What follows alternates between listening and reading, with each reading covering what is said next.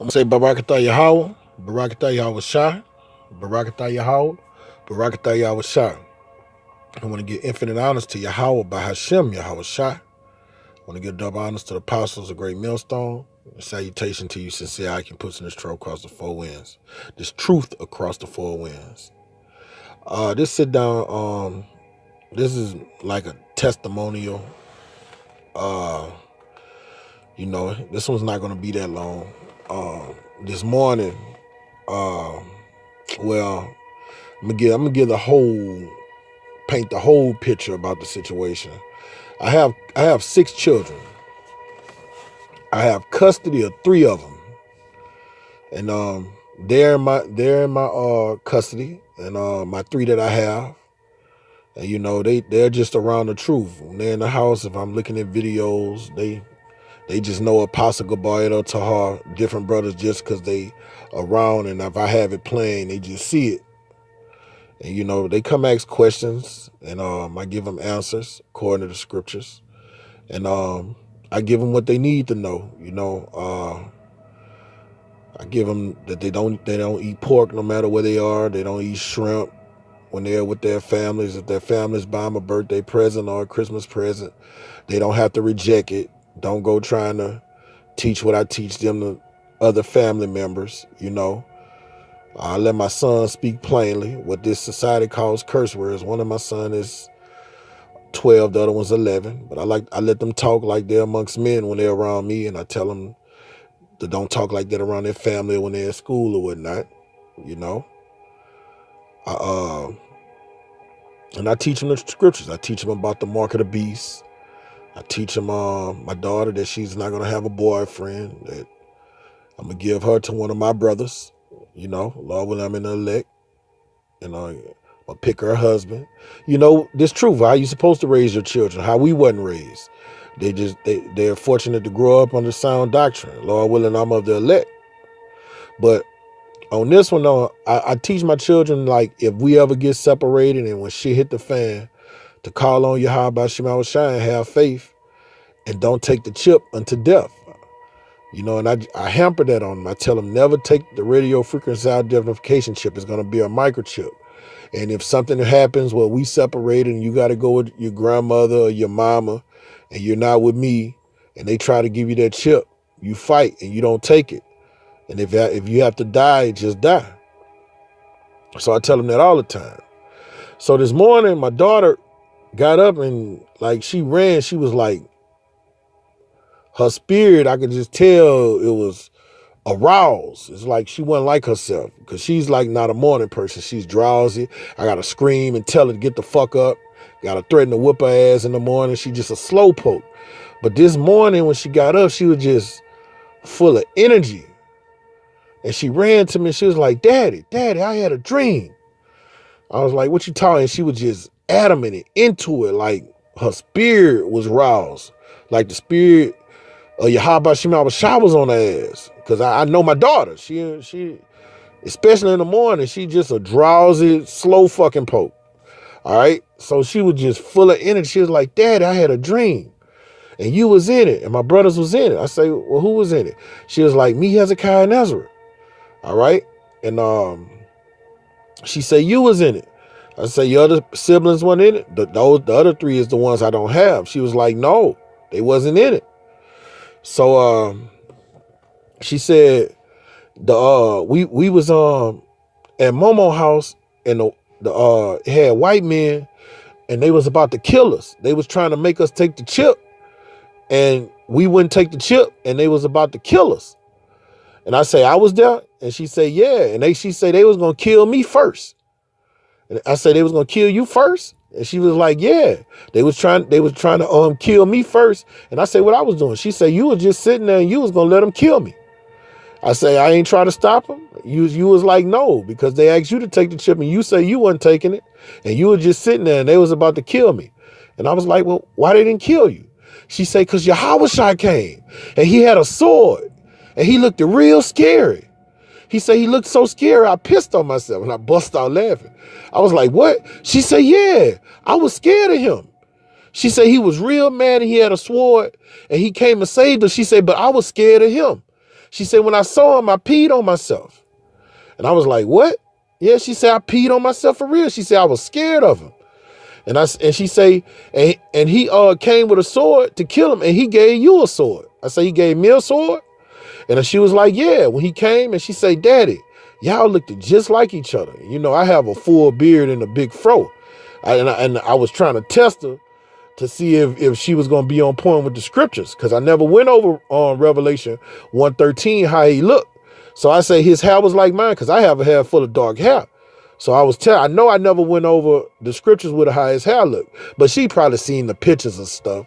But she was like, no, Daddy, his hair was gray, but y'all look just like each other. His beard was big, just like yours. And I was like, what I did with the sword? She say, he just gave you the sword, and he looked at my brother Hezekiah and told you that he liked it, Hezekiah. And she say the dream was over. I was like, damn, you know, and sometimes, you know, dreams be weird. But I was like, damn, you know, it was a prophetic dream. You know, she was like, they tried to make us get the chip. And she said, when they was trying to put the chip on her and about to kill her, she was like, Daddy, you weren't even trying to stop him from killing me, because I already put him in it. That's what I tell them, man. If they try to get us the chip, they probably going to have guns over us. And so you just tell them that they're going to kill you before they get the chip. I just didn't push that in my kids' mind consistently. And she said, that's how the dream was, you know? And she said, our great king, she said, when he came, he looked real scary. And we know when he comes, he's going to be in a war, like he's going to be all about war. That's the spirit he's going to be in. He's coming to kill, to massacre. All right? And it was just a faith builder for me. You know, I'm a prisoner of hope. All right. And I was like, she said he gave me a sword, you know. So I was like, Lord willing, baby, that, you know, that built up your daddy's faith. But we got to go through this, you know. Your dream is prophetic. And I told her I was going to do a sit down on it. But she said, our great king, she say, the way he looked, it was just terrible. She said he looked scary. She didn't say that he was handsome. You know, she didn't say he was tall, dark. She said he looked scary. She said when he came, she was scared of him. The way he looked, she said he just had like a ferocious look on his face. And I was like, I asked, was I scared of him? She said, no, you and him, you wasn't scared of him. And he just looked at you and gave you a sword. And then he just told you that he liked it. My Hezekiah is my oldest son. And he just told you that he liked it, Hezekiah. And she said the dream was over, you know. And my son Hezekiah, he just turned 12, and I just started letting him come on the highways and byways with me, you know. And it was just a beautiful dream where she depicted, and she was just, her spirit, like my daughter's spirit, like in the morning, she is not a fucking morning person. She is. I have to whoop her sometimes. She goes so low, like, cause she'll be late for school, and I'll be woke up at an early time, and she'll still be dragging ass and still almost miss the bus. Or it's time she's missed the bus, you know. And when she woke up, she was just full of fire, full of life, and just couldn't wait to come tell me that dream. And I'm gonna go in a few precepts that go hand in hand with what her dream was about. This is Joel 2 and 28.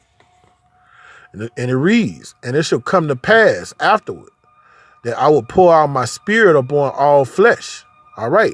And when they say all flesh, it's literally all flesh, because you got heathens that are going to have dreams, prophetic dreams, and going to put them up. You're going to have Elamites. All, when he say all flesh, that means literally all flesh. Even Balaam, a fucking Moabite, prophesied.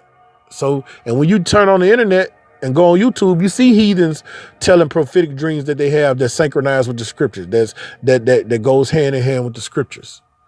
All right. And your sons and your daughters shall prophesy. All right. And that's my daughter, you know, and she had a prophetic dream, man. And when you look around the body, you see other brothers that their wives having dreams, you know, their sons, their daughters having dreams, or somebody they told them they had a dream. You look at the wacky ass dildo head Christians. They have dreams that go hand in hand with the scriptures. Okay? And your old men shall dream dreams, and your young men shall see visions. And upon the servants and upon the handmaids in those days, I will pour out my spirit. And that's what our Heavenly Father's doing, man. You could just feel in like I'll be talking to 2/3. Like, and they'll just, they could just feel it like, man, shit about to get bad. Shit about to get real bad. And they don't even be rocking according to the scriptures. They don't care about Yahweh Shema Shah, but it's just the aroma that's in the air in these last days is getting thick. You could feel it. That shit is about to just go bad, you know? All of these prophecies about to go be fulfilled, and Jacob's trouble is about to get ushered in. All right? And I'm about to go to the precept where she said the spirit that she saw on our great king Yahushua.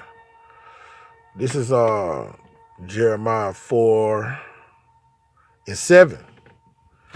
All right, and it reads, the lion has come up from his thicket, and a lion is a devourer. A lion is majestic but yet ferocious.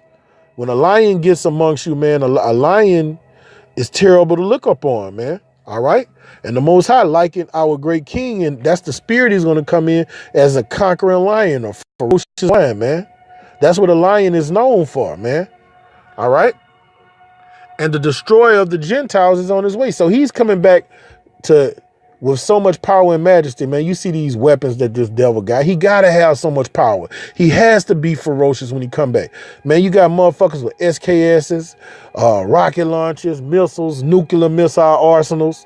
And our great king is coming to subdue all of them. Laser beams. Esau got all type of futuristic weapons, man. And our great king coming to subdue them. And and that look on his face, you know he's coming back for revenge. They mocked him. They beat him to a pulp. They stuck a spear in his ear while he was on the cross dying. They were talking shit to him, spitting on him. Okay? He's coming back in the spirit of a conquering lion, a roaring lion for revenge, man. He is going for out his place to make the land desolate. He's coming back to kill, make war. He's coming back to subdue, conquer, and save. All three. He's coming back to kill and save. Okay? And the city shall be laid waste without an inhabitant. And that's the spirit that my daughter saw on him. She saw his countenance, the spirit that he's going to be in when he come back to the planet, man. And I'm dark skinned. If you go scroll up in my videos, you can see how I look. I'm dark skinned. She say we look like each other, but I know my great king. He's probably about 12 feet, 14 feet tall. And it was just probably something in the spirit. Like when we get our glorified bodies, man, we're going to all have beards. We're going to all have froze, you know, and that splendor. Lord willing, hey, I'll be in that number. Lord willing, my brothers be in my number. My not just me. My brothers that's on the battlefield with me, man, watching the left flank and the right flank, all of us, you know. Lord willing, man, we in that righteous number and we hold fast, man. But it wasn't just a dream for her. It just like boosted up my morale, man, because I got personal shit going on in my life, you know, and I be right now, all these prophecies would keep you uplifted, you know. You see all these prophecies coming to pass, and that's what keeps your spirit up. But this world, man, it just drags you down, and you have to keep going to that river of living water and getting fed and being connected. Talk to brothers and shit, man. And it keeps you strong in this bitch, man. Because if it ain't for Yahweh Shema Shai, his word in the brotherhood, man, brother, you'll perish in this bitch. You'll be in the bitch like these fucking dildo heads, man. And when she gave me that dream, I was like, man, and I saw her spirit. You know, because sometimes I be like, man, they being a character, but I know my daughter, she was serious. She was serious, and she kept talking about it. Like, she wouldn't stop talking about it. She would not stop talking about it. She say he was terrible to look upon. She say he was scared. She say she was scared of him, so scared of our great king that she pissed. You know, I ain't want to laugh in her face, but she say he was that scared, and she say he looked straight at her. Because he say right when they was about to kill her, that's what she said. She said right when they was about to kill her, that's when he came. She say that's what he came. He came and saved her because she say he was about. She say the Edomites they was about to kill her first. She say it was me, my 2 sons, and her. And she said they was about to kill her first. And she say Yahushua came. And when he came, he started killing some of them. And then she say he gave me a sword. She say he looked at me, gave me a sword, and then told me that he liked it. My older, he was like, he told me, oh, I like your son. And she said he pointed to my eldest son Hezekiah, Kazaki, the proper way to pronounce it. You know, so man, we're at the end, man. The people are having dreams day in and day out. These prophecies, Esau even see he had but a short time. He see it, he feel it. That's why he coming down on it. That's why those corporate bankers are using their demonization campaign against us, man. All right, our salvation is now, man. There's no time to be buckling, getting weak. Whatever vice you gotta get rid of it now. Now is the time that our Heavenly Father, he's really answering prayers, man. If you got weaknesses, you know he's answering it, man. You know he's answering it. You got illness and sicknesses. His strength is made perfect in our weakness, man. You got to pray and take advantage of it because the doors of salvation are closing. The ark is about to close. So now's the time to be fasting, praying, lamenting, trimming your lights, your lamps, Salakia. All right? Staying connected with the brotherhood. Sinning less, offending less. I had to fall back as of late. I've been dealing with women too much. I've been falling back on that, man. I be dealing with a bitch 3-4 days out the way. I done fell back on that, man. I cut it down to 1 day a week. I get my rocks off. You know, not telling my business, but yet just to try to just be more locked into this truth, man. You know, I used to play the video games with my sons too fucking much. I've been falling back on all that, man. You know, just being locked in, man. And that's how everybody have to be, man. Yeah, now is the time, man. Now is the fucking time. So with that, Lord willing, is was edifying to those that hear. I'm going to give infinite honors to Yahweh Shem Shai. Double honors to our teachers, the apostles of Great Millstone from middle to on down. And salutation to you, GmsYaiqab, my favorite fellow laborers in Yahweh Shai, pushing this truth on the front lines, week in and week out, day in and day out. Shit, fuck. This is a war. This is a daily war. Kwam Yasharala, Abba Abba.